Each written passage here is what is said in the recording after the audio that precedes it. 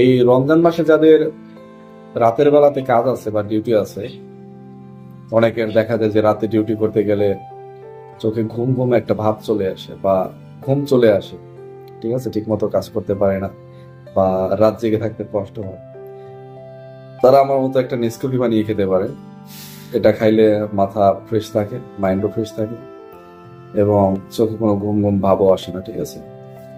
ايه আপনি একটু নেস্কাফি شاي تلقيه مال على شاي كوب وسط كده خفيف. تلقيه مال على بتاع لا سكر سكر خفيف بس فك حط ركب 2 فتلة بس فكه. আর হালকা একটু নেস্কাফে দিবেন, হালকা একটু দুধ দিবেন, আর হালকা সামান্য পরিমাণ চিনি দিতেও পারেন এবং নাও দিতে পারেন। চিনি না দেওয়াটাই বেটার, আর চিনি দিয়ে খেলেও সমস্যা নেই, দেখবেন যে ঘুম ঘুম ভাব চলে যাবে ইনশাআল্লাহ। খুদা হাফেজ।